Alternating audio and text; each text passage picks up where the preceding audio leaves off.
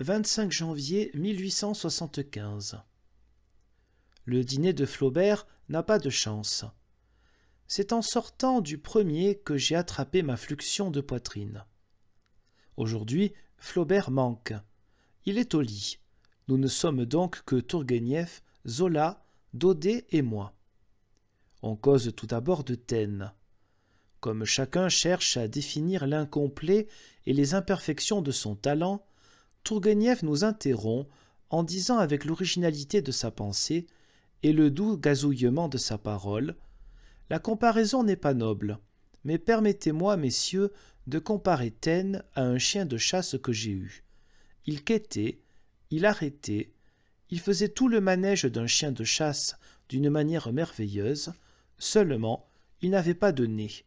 J'ai été obligé de le vendre. » Zola est tout épanoui, tout heureux de la bonne nourriture, et comme je lui dis: « Zola, seriez-vous par hasard gourmand ?»« Oui, me dit-il, c'est mon seul vice, et chez moi, quand il n'y a pas quelque chose de bon à dîner, je suis malheureux, tout à fait malheureux. Il n'y a que cela. Les autres choses, ça n'existe pas pour moi. Vous ne savez pas quelle est ma vie. » Et le voilà qui, avec un visage assombri, entame le chapitre de ses misères. C'est curieux combien ce gras et bedonnant garçon est géniard et comme ses expansions verse de suite en des paroles mélancoliques.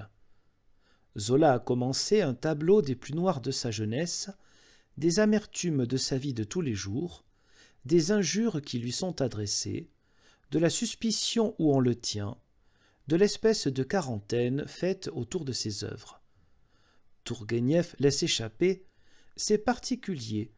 Un Russe de mes amis, un homme d'un grand esprit, disait que le type de Jean-Jacques Rousseau était un type français et qu'on ne trouvait qu'en France. » Zola, qui n'a pas écouté, continue à gémir, et comme on lui dit qu'il n'a pas à se plaindre, qu'il a fait un assez beau chemin pour un homme qui n'a pas encore ses 35 ans, « Eh bien, voulez-vous que je vous parle là, du fond du cœur ?»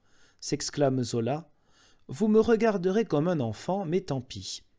Je ne serai jamais décoré, je ne serai jamais de l'Académie, je n'aurai jamais une de ces distinctions qui affirment mon talent. Près du public, je serai toujours un paria. Oui, un paria. » Et il répète 4 ou 5 fois « un paria ».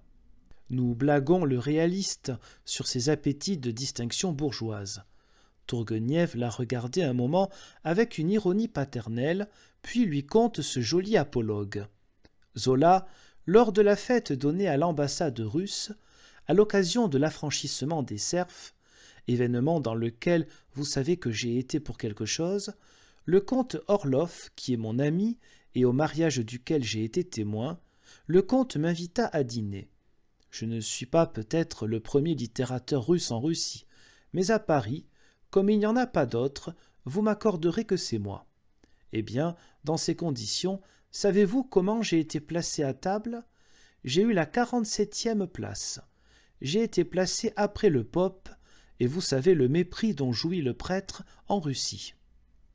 Et un petit rire slave remplit les yeux de Tourguenieff en forme de conclusion.